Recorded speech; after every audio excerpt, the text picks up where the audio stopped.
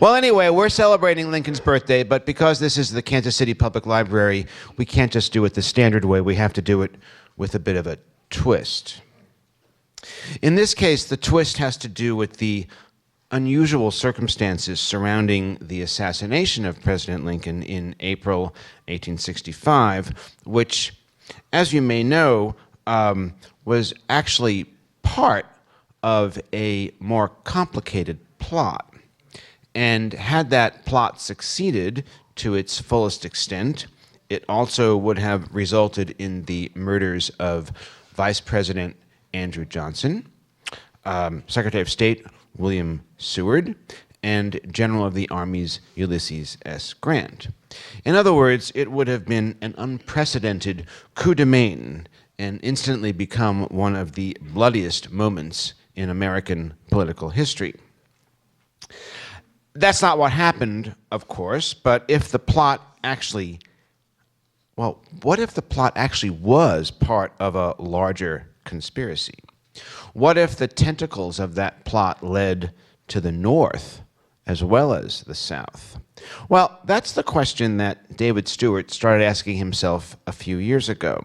The result is The Lincoln Deception, his first historical novel. It jumps out from a very real event, a deathbed statement in 1900 from an actual person and a very reliable source who suggested that there were some sinister motives and complicated connections to the high and mighty involved with Lincoln's assassination. The story then hops around the country with two fictional but increasingly believable characters, a white physician and a black newspaper editor. Together, they form an alliance to find the truth. Now, David insists that he took care to make sure the history is solid, except where he had to make it up. But as he says, hey, it's a novel. He also admits that in his giddy moments, he refers to the Lincoln Deception as his version of the Da Vinci Code in American history. Now, I don't think that's actually a far-fetched assertion. David Stewart certainly knows his way around the history of this republic. He's already the author of 3 well-received nonfiction books: The Summer of 1787, which is a narrative about the construction of the U.S. Constitution. Impeached, which details the 1868 Senate trial of President Andrew Johnson. And American Emperor, which is a tour de force biography of Aaron Burr.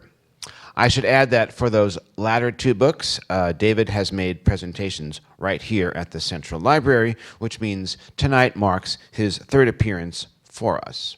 We're very grateful that he keeps returning. David is also what some people call a recovering lawyer. Before turning to history and now historical fiction, he practiced law in Washington for more than 25 years. He handled some pretty significant cases, including, this is most interesting to me, the defense of a Mississippi judge who was in an impeachment trial. So what I'm saying is David brings a lot of real-life experience to his adventures in fiction. As usual, The Lincoln Deception is available for purchase, this time courtesy of our friends at Barnes & Noble. David will be signing copies following his presentation. Ladies and gentlemen, please welcome David Stewart.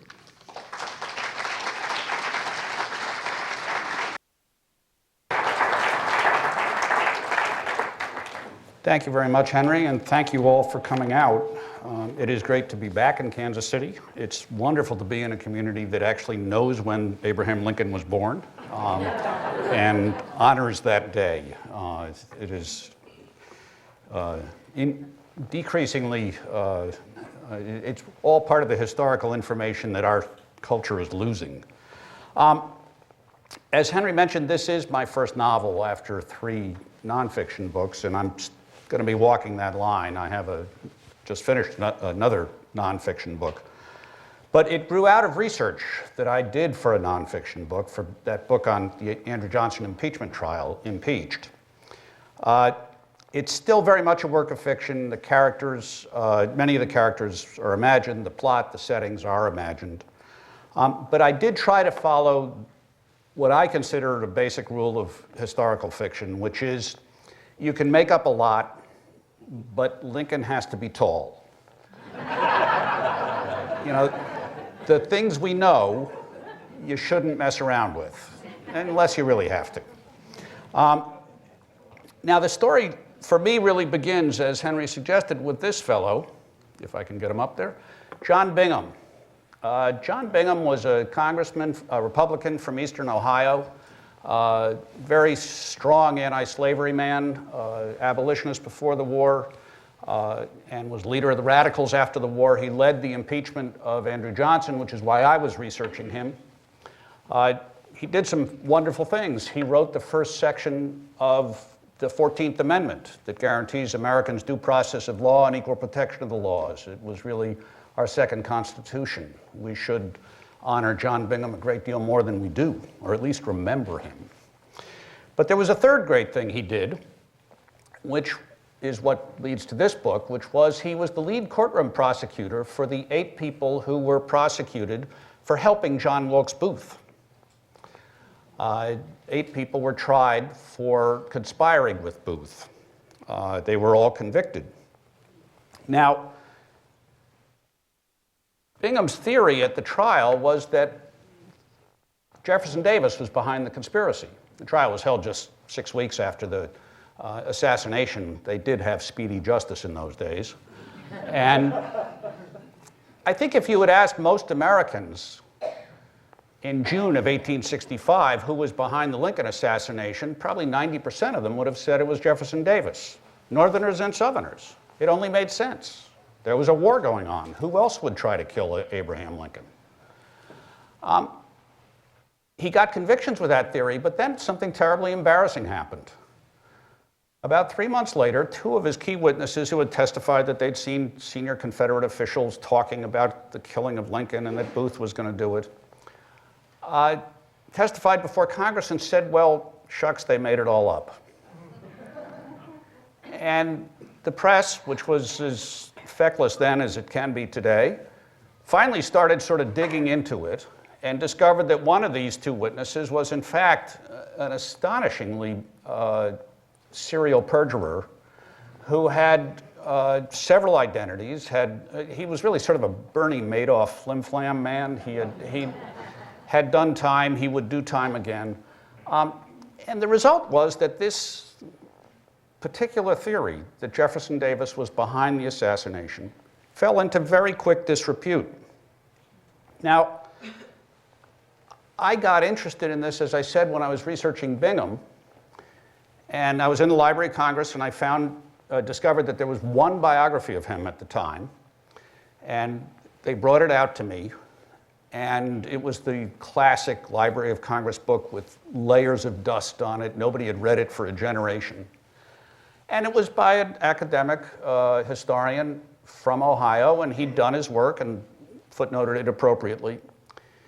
And he had this one paragraph that I must have read 5 times. I couldn't believe what it said. And then made a photocopy of it and sort of stuck it to my wall. And he recounted in this one paragraph this one story. It related to Mary Surratt. I'm sure we have people in this room who are very familiar with the Lincoln assassination. She was one of the conspirators who was tried after the fact. Andrew Johnson famously called her the woman who kept the nest that hatched the egg of conspiracy. And when Bingham was on his deathbed in 1900, this is 35 years after the assassination, he is talking to his physician. This is the opening scene in the novel. And he says, during the trial, Mrs. Surratt told me a terrible secret. And I only told one person. I told Secretary of War Edwin Stanton, who was Lincoln's rock during the Civil War.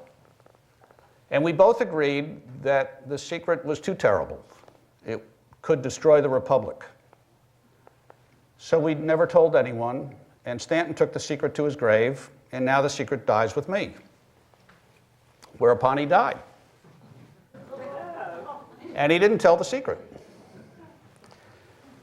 So this haunted me.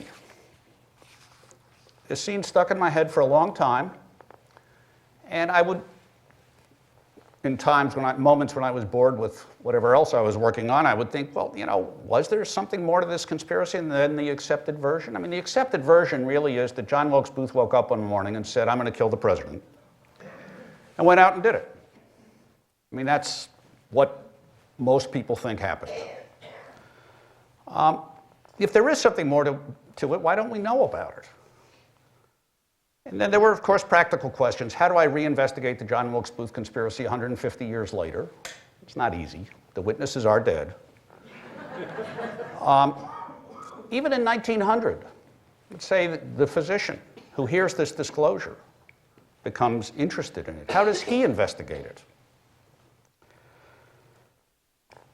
So, because of who I am and the sort of stuff I do, I thought finally, well, okay, I can write a book on this. I want to write a book on this, but I can't do a nonfiction book. I'm going to have to make up the secret. We don't know what the secret is. But I need to know all the history before I do it right. So I want to lead you a little bit through some of the thinking that I did.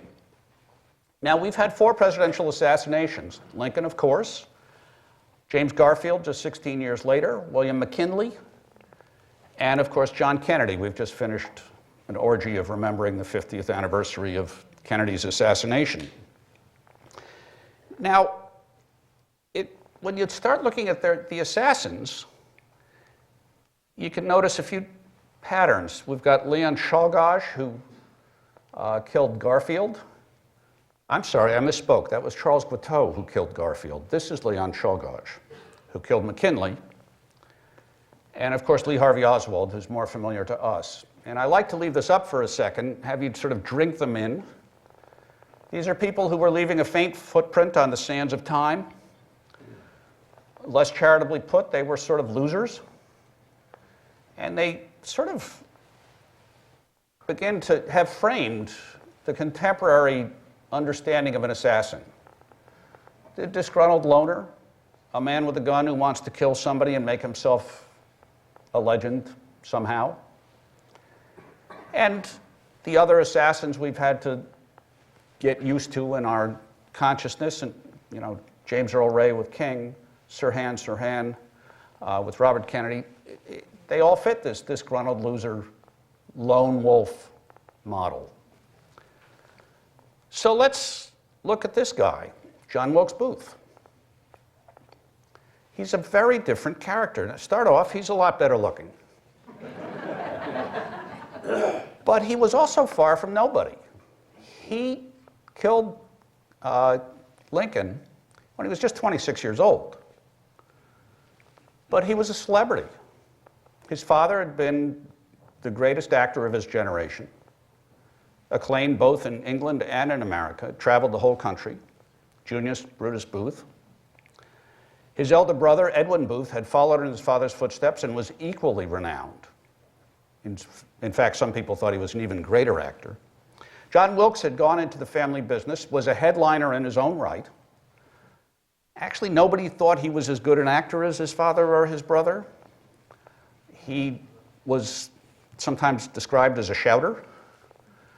He brought a lot of energy to his roles.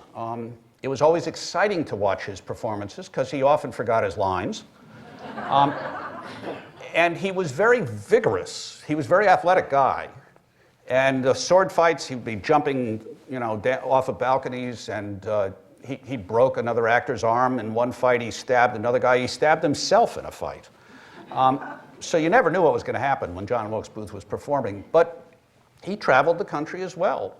In one 6-month stretch, he was the headliner in performances in 33 different cities. So this is a guy who really couldn't walk down the street in any major city in America without somebody recognizing him. It's a very different person. This is a celebrity assassin. This is not what we're used to.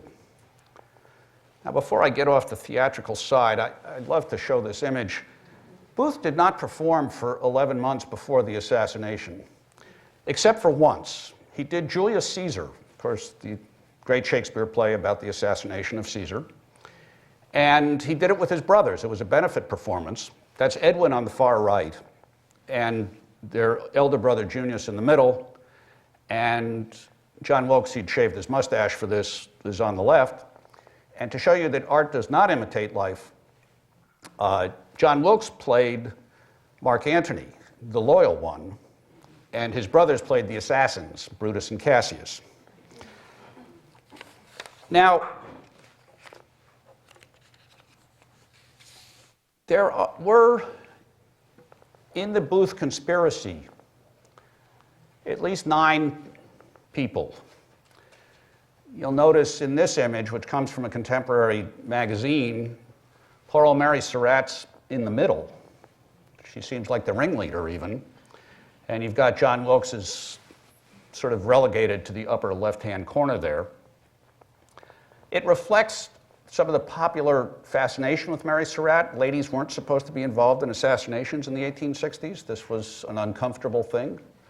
She actually was the first woman executed by the United States government. So there was a great deal of fascination with Mary. And since she is the person who supposedly told Bingham this secret, it helps to maybe explore her a little bit. She was an educated woman from Southern Maryland. She had, and Southern Maryland was an extremely pro-Confederate area. I just recently came upon this statistic and was knocked out by it. The 5 counties in Southern Maryland in the 1860 presidential election gave Abraham Lincoln 12 votes. That's not 12%, that's 12 votes. It was a totally pro-Southern area. They had tobacco farms, they had lots of slaveholding. Culturally, historically, emotionally, and politically, it was the South. And Mary was part of that culture.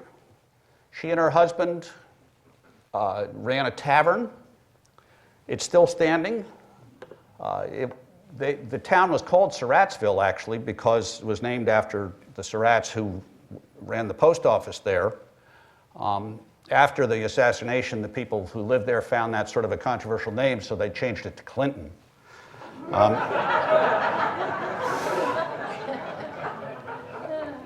When I first started giving these talks, I never knew that was going to be a laugh line. It is now a tourist location. You can go there. And it was a way station for Confederate spies. Indeed, the spies often would bring secret messages across the Potomac River. I think I have the map here. The messages would come from Richmond, go across the Potomac, and then up through southern Maryland, bypass Washington, which had nothing but Union troops in it, up to Baltimore, which was full of Confederate sympathizers. And the messages, secret messages, were often just given to the local postmasters, who were all pro-Confederate. And they would put it in the mail, and the U.S. Postal Service would deliver these secret messages for the enemy. The Surratts were very pro-Confederate. The older son, Isaac, served in the Confederate Army in Texas. And the younger son, John Jr., became a spy and a courier for the Confederate government. He had hid secret messages in his boot heel. He hid them in the planks of his buggy. After the war, he gave a couple of lectures exulting in how easy it was to trick the Union detectives who were trying to find him. And this is him as in that period. And one thing I want you to remember, just notice, and I'll come back to it. You can see he's a bit of a dandy. Nice-looking fellow, and he's really dressed up in a very pretty snazzy way. In late 1864, John Surratt meets John Wilkes Booth. And this fellow here introduces them. That's Dr. Samuel Mudd. Some of you will recognize the name. He was a neighbor of the Surratts in southern Maryland, and also a Confederate sympathizer, also somewhat engaged with the Confederate Secret Service. And he introduced Booth and Surratt. And Booth and Surratt became very close. And around this time, the Surratt family moved. The father had died, but Mary moved herself and John Jr. and her daughter to Washington, D.C.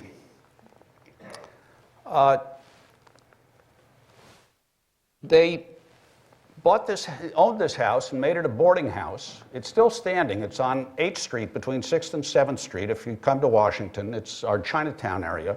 And it is now an Asian fusion restaurant. It's called Wok and Roll. But the exterior is the same. If you look at photographs from 1865, it is the same building. The awning for Wok and Roll is different, and the interior has changed a great deal. And that boarding house, and was it a coincidence that they moved at the same time that Surratt and Booth started talking? We don't really know. We know it happened at the same time. But we also know it began to hum with activity and with a conspiracy. Indeed, it became the nest that hatched the egg of conspiracy. John Surratt and Booth began developing a plan to kidnap Abraham Lincoln. Now, it was a pretty crazy plan. The notion was that they would kidnap Lincoln, whisk him across the Potomac River down to Richmond, hold him for ransom. The Union government would yield up hundreds of thousands of Confederate prisoners of war and replenish the Confederate armies, or even maybe sue for peace to get Lincoln's freedom back. It was not terribly practical, but they absolutely were trying to figure it out. They recruited a number of people to help them. This fellow was Payne. He was a Confederate veteran, a large fellow. He had a pattern of violence, which is, of course, good in a soldier. This photograph was taken while he was in prison, and you can tell the photographer sort of fell in love with him. This looks a little like a GQ layout. And he was a nice-looking fellow. He was the muscle.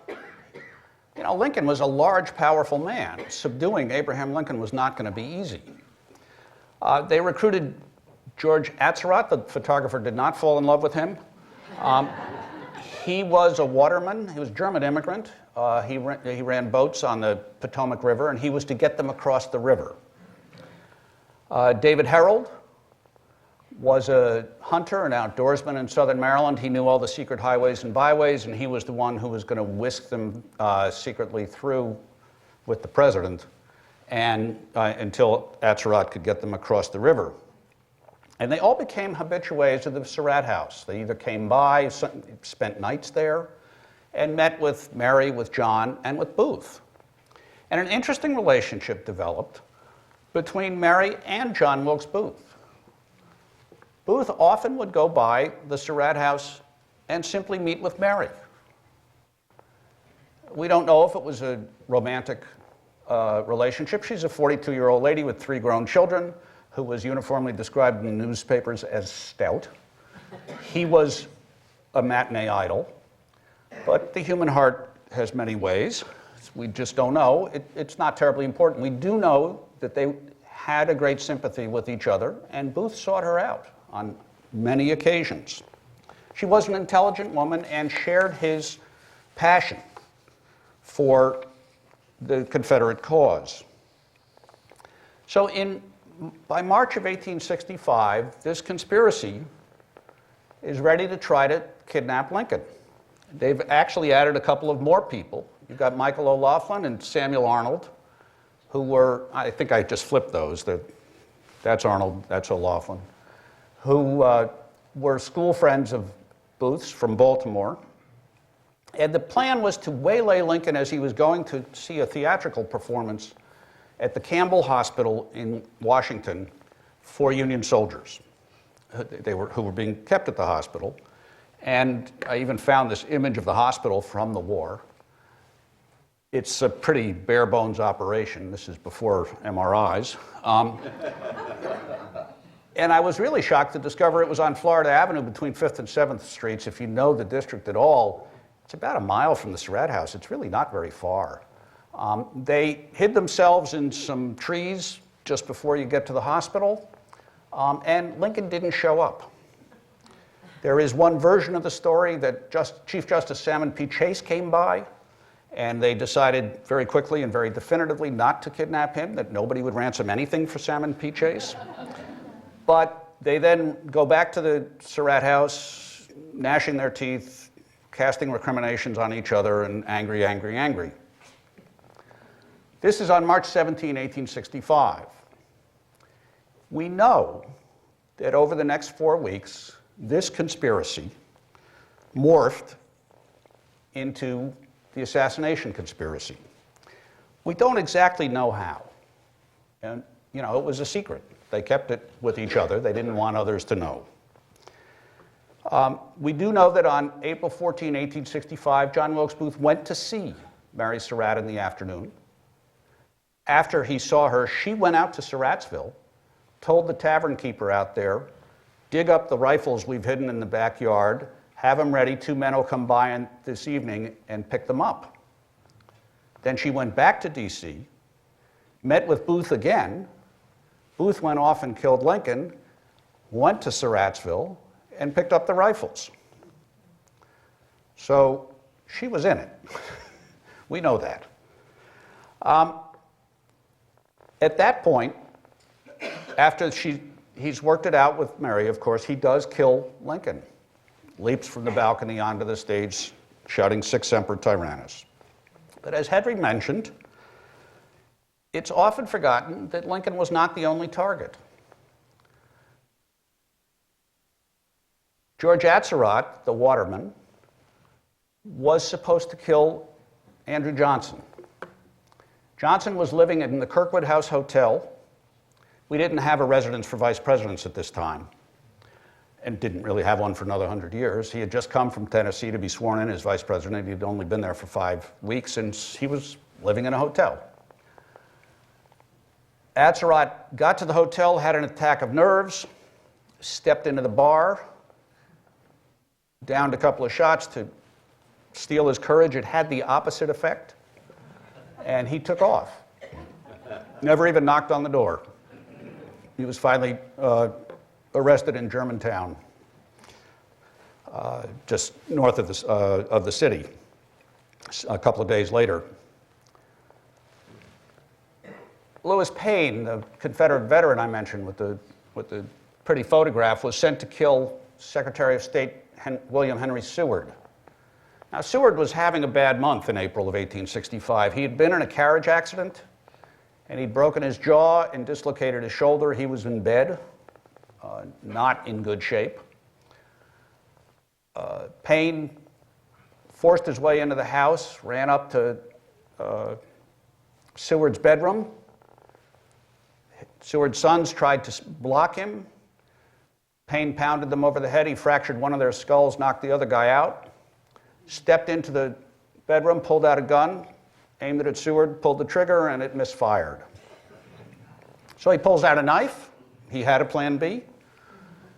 And jumped on Seward and started slashing, slashed Seward in his face, in his shoulder. Seward got wrapped up in his bedclothes. He was trying to defend himself, 68-year-old guy, doing the best he can. And the bedclothes probably saved his life. The reason we have this picture of Seward shot from the left-hand side is he never allowed himself to be photographed from with his damaged side of his face showing afterwards.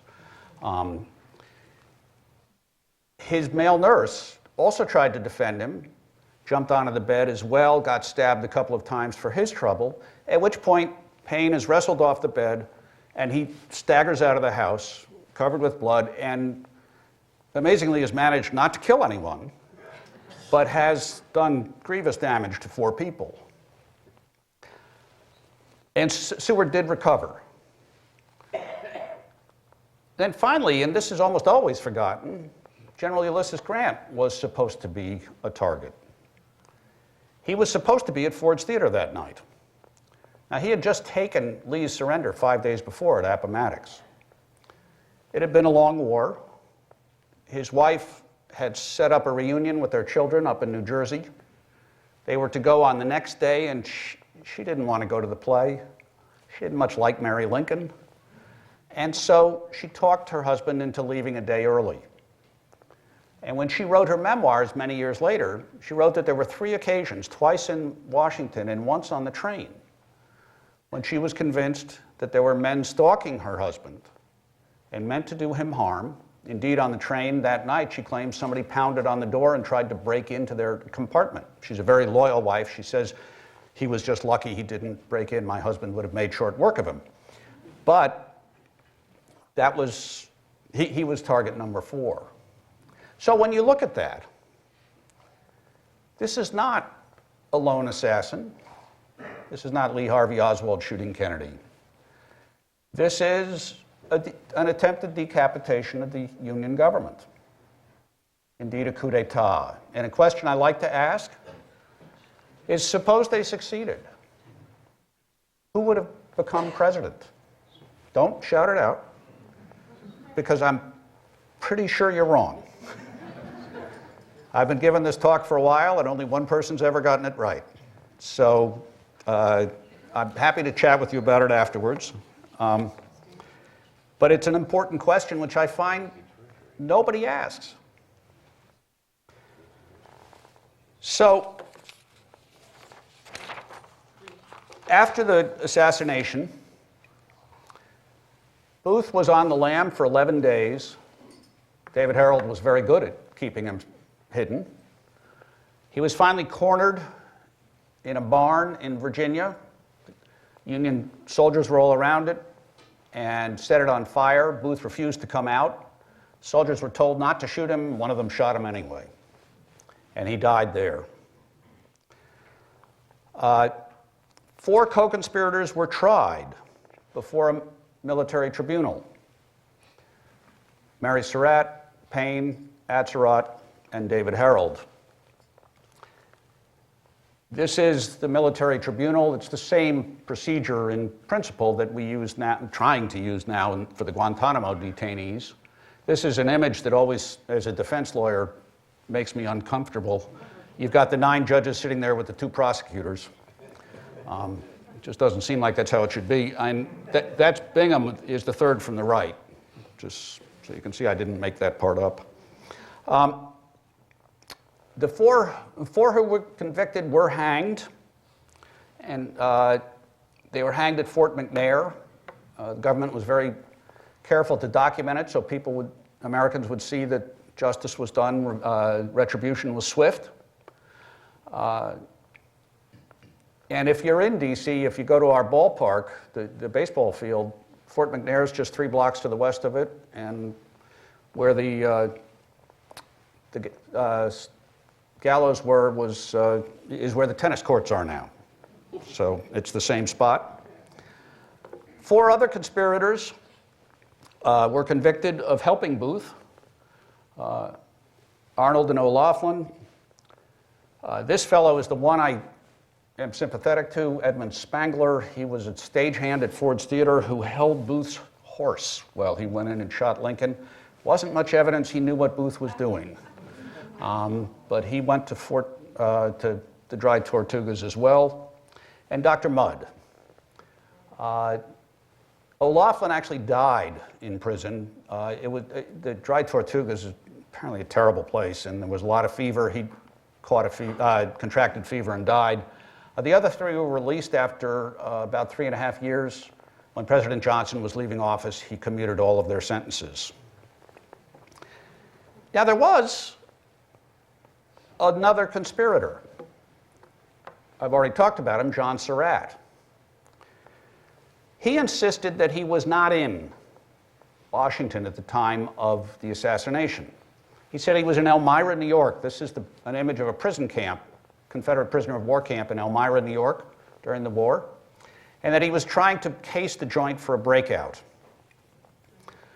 And that's one of the things the Confederates did try to do, was to organize prisoner revolts in the prisoner of war camps. He, when he ultimately stood trial separately, and I'll get to that in a second. And at the trial, he brought in 5 witnesses from Elmira who testified that they saw him on April 14, 1865 in Elmira, and they could remember that they saw him because he wore a particular type of Duke of Norfolk jacket that no one in Elmira had ever worn before or since. And that these witnesses were all tailors and haberdashers who were particularly acutely sensitive to matters of sartorial taste. The government didn't buy any of that. They brought in train schedules to show that he easily could have been in Washington then, and brought in 13 witnesses who testified that they saw him on the streets of Washington around Ford's Theater on April 14, 1865. So you had 5 and 13. This is what we lawyers call a swearing contest, because everybody's swearing it's the truth. And it tends to be very hard on jurors. What we do know about John Surratt, though, it's uncontested, was that after the assassination, he hightailed it. He got up to Canada very fast, where he was hidden by some Catholic priests for a couple of months. He then got onto a steamer for Britain, where some more priests hid him. He had an assumed name, he dyed his hair, he was wearing glasses and all sorts of changes in his identity or appearance. He makes his way finally to Rome. And in Rome, he becomes a soldier for the Pope. He becomes a papal zouave. If you are a Civil War person, you know that people in the 1860s just thought the zouave uniform was the coolest thing ever. It was modeled after North African soldiers. It had big blousy pantaloons and sashes and the cool fez, and it just didn't look like anything else. The French army had zouaves, the Union army had zouaves, the Confederate army had zouaves, and the Pope had zouaves. So Surratt serves as a zouave for a number of months, at which point a new recruit shows up for the zouaves, and you couldn't make this up, who's from Baltimore and recognizes him. And rats him out to the US government. The government arranges for the zouaves to detain him, and he's under arrest. He makes a thrilling escape, gets to Naples, where he hides in the city jail. In the city jail, he then is befriended by a man who comes to us through history only as a British gentleman. Spends some time with the British gentleman. This is very much Day of the Jackal in the 1860s. And the British gentleman buys him passage on a steamer to Egypt. And he finally gets to Alexandria in Egypt, where he is arrested on the pier, still in his zouave uniform, which presumably made him easy to pick out. And he's brought back to face trial. Now, this is 2 years later. It's 1867. His mother has already been hanged. He's sometimes referred to as the man who allowed his mother to hang for his crimes.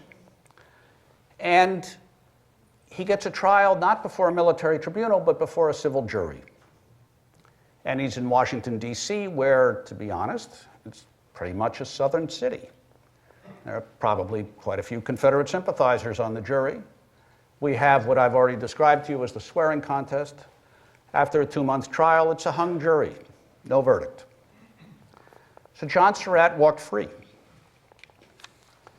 He lived another 50 years and became an executive for a Chesapeake Bay shipping company and finally died in bed in 1916. So that's the history I teach myself.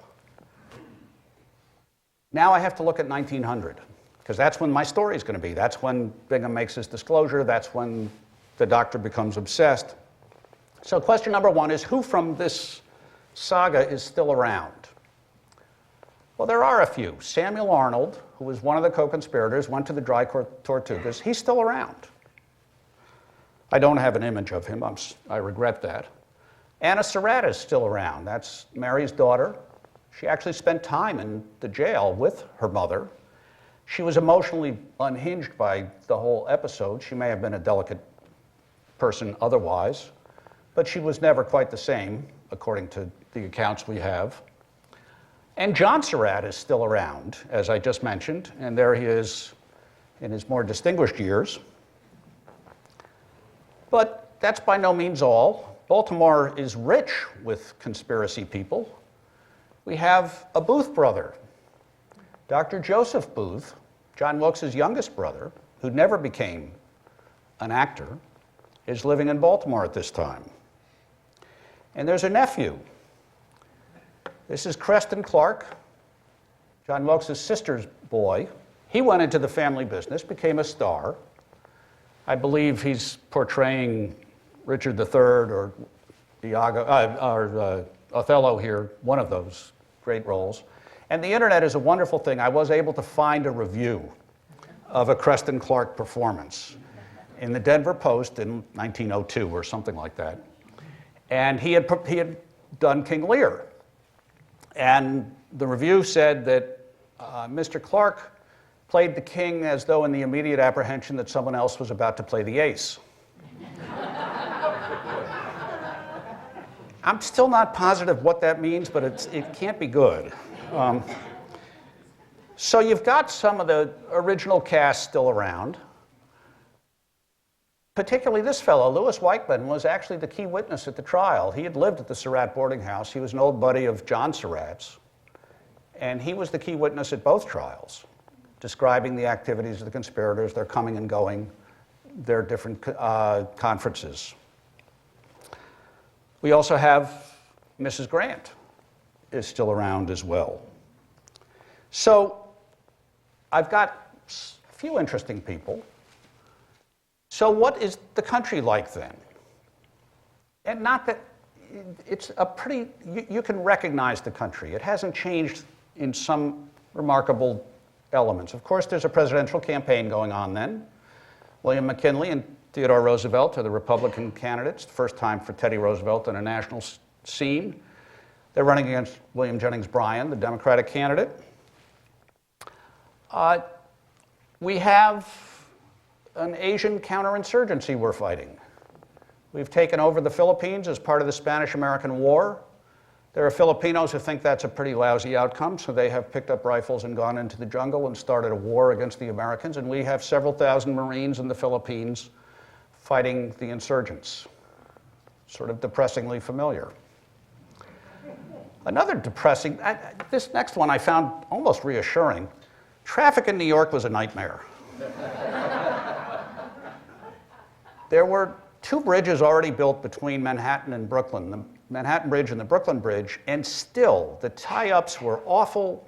People were tearing their hair out, fist fights. So they were building a third bridge over the East River. The Williamsburg Bridge was going up. So I have this rich cast of characters. I have this setting. Now I have to do some fiction. I've decided that the doctor will be a lead investigator. I'm a little worried that he's going to be sort of a white bread guy, you know, a doctor from Eastern Ohio. It doesn't sound real quirky. So I want to pair him up with somebody interesting. And I'm poking around for, you know, I'm a history person, so I'm looking for people who might be interesting from that era, in that period, in that part of the country. And I come upon a remarkable figure. This is his baseball card. It says Moses Fleetwood Walker. He was the last black man to play professional baseball between the 1880s and Jackie Robinson. I am very embarrassed to confess that I didn't know that when professional baseball started in this country, and it was kind of raggedy when it started, it was integrated. There were black men playing on the teams, some of the teams, and Fleet Walker was one of them. He had gone to Oberlin College and to the University of Michigan, had been recruited out of those, he'd been a great star on those baseball teams, of course, and been recruited to play professionally. He played about 8 or 9 years. It took the white players about a dozen years to drive all the black players out, and they did. And Fleet Walker in 1888 was the last guy who was driven out. He was understandably pretty angry about that. And he was understandably pretty angry about what the United States was like for a black person in those years. This is the period of lynching, of random violence, and sometimes not so random violence. Black people could be killed for voting. The Jim Crow laws, vicious segregation. And Fleet Walker actually wrote a remarkable 70-page pamphlet, which is in the Library of Congress, denouncing what life was like for a black person in America, and saying that every black person in America should move to Africa. It's the only place where they could be an actual human being, that they could not be human beings in America. And I thought, that's an interesting guy. I would like to have him inspire my character. Now, I thought it would be good to have two characters as investigators, you know, sort of Holmes and Watson, or Nero Wolfe and Archie. They can talk to each other, they can get on each other's nerves. You don't need one character who can do everything, doesn't have to be physically adept as well as intellectually brilliant. They can have different qualities. So I decided I'd throw these guys together, and that they might not get along that well some of the time, certainly from different worlds. Okay, so I've got my investigators, I've got my setting, I've got the historical setting. So what's the secret? Now, there have been conspiracy theories. One of the theories early, of course, was that Andrew Johnson was behind it. He became president. Who benefits? That's what you always ask with a crime. Well, there are problems with that theory. At least I think there are. One is they sent somebody to kill him. And the rejoinder is that, well, they sent the idiot to kill him. But, you know, if I'm structuring the conspiracy, I don't even let the idiot take a shot at me. And, you know, I studied Johnson for my impeachment trial book. I didn't care for him at all as a historical figure, but he had much more integrity than that. He would not have done this. He had thrown in his lot with the Union, and this is just not plausible to me. Of course, there's Jefferson Davis. He's still around. We actually kept him in prison for 2 years after the war to stand trial against, for having ordered the Lincoln assassination. And finally, in 1867, after Surratt won a hung jury, we just sort of let him go, just sort of quietly. There was a theory, somewhat fallen into disrepute, that Pope Pius IX was behind it. I think this expressed more anti-Catholic feeling in the country than it did actual evidence. Not sure Pope Pius IX knew who Abraham Lincoln was. And my personal favorite is that Secretary of War Edwin Stanton was behind it. And this is the perfect conspiracy theory. It is unanswerable. Stanton, and this is true, was in charge of the investigation afterwards. So, the theorist says, Stanton was in the perfect position to destroy all evidence that he was behind the assassination. Therefore, the reason we know he was behind it is because there's no evidence.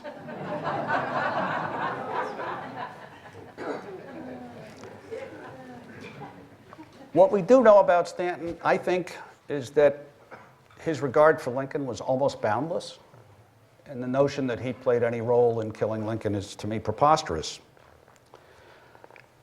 So, I don't like any of those theories, so I had to make one up. I did. It was tremendous fun. For me, maybe a little more than for other people, I'm very conscious of how much of history is silence.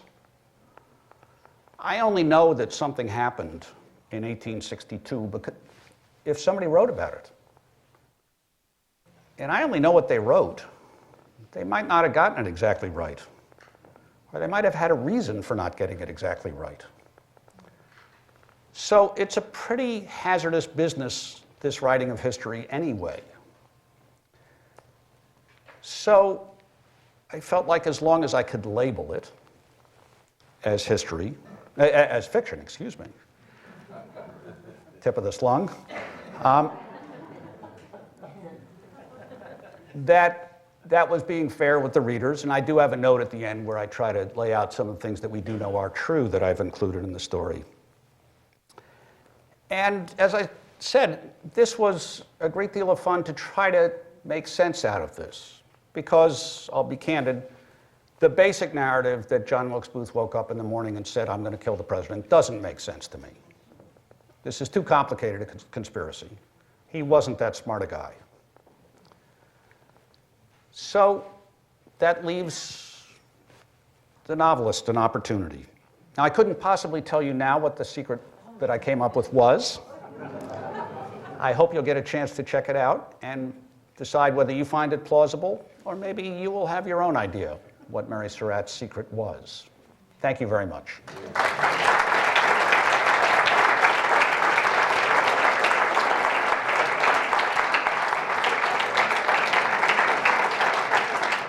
That was great, David. That was really, really great. And I'll tell you, I read The Lincoln Deception about 2 weeks ago over the course of 3 nights, and as the nights grew longer, I read more and more. It really is a rather compelling narrative. The characters become very, very believable, and it does leave you thinking: has David figured something out that the rest of us ought to know? Anyway, it's 7:25. We have about 5 minutes for some questions, if anybody has any. David will call on people. David, all I ask is that you repeat the question after it's spoken so that everybody else can hear it. Okay. Yes, sir. What was the line of succession in 1865? Today it's the Speaker of the House, but I don't know that it was that in that time period. I'll tell you the line of succession, which is, it would have, after the vice president, would have been the president pro tem of the Senate. If anybody can name that, I'll buy you a drink. Yes, sir. Yes, if they had kidnapped Lincoln, who would have been the president? Well, that's a great question. The question is, if Lincoln had been kidnapped, who would have been the president? The Constitution was not clear then. We have since adopted an amendment that says when the president is incapacitated or otherwise unable to perform his duties, they devolve upon the vice president, then today the Speaker of the House, and so on. Then it wasn't clear. I'd be making it up, which of course you now know I do.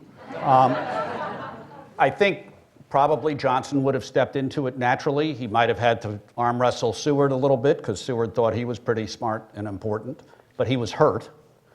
I'm sorry, this is if there was a kidnapping, I misspoke. So, but there's no categorical answer to that. It's a good question.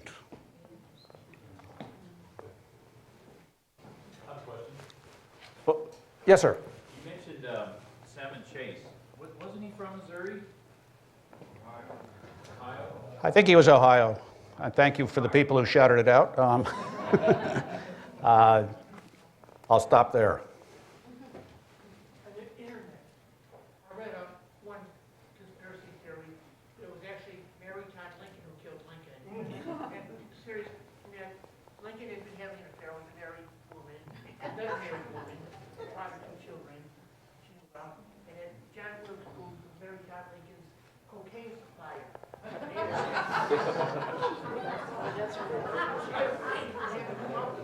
She set him up in a way. She had arranged with him to kidnap him, but in actual practice, she had a real gun in her and killed him. Yeah. Do I have to repeat this question?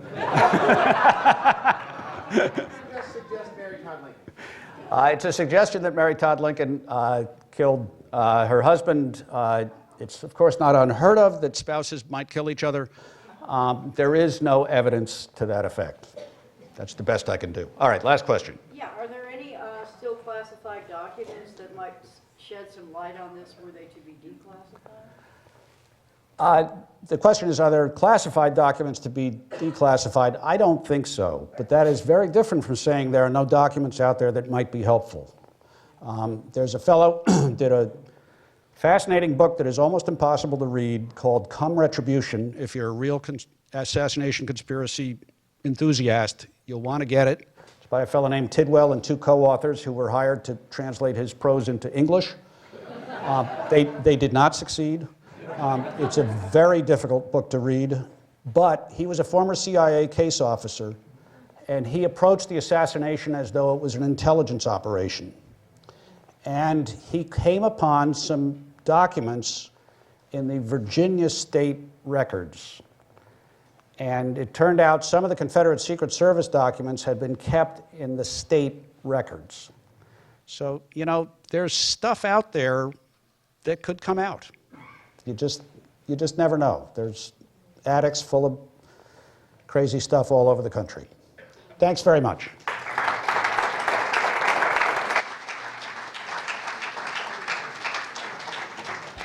Thanks, David. Thanks for coming here tonight. We'll see you again soon. Lincoln Deception by David Stewart is for sale. Right outside, he'll be signing copies. We'll see you again soon.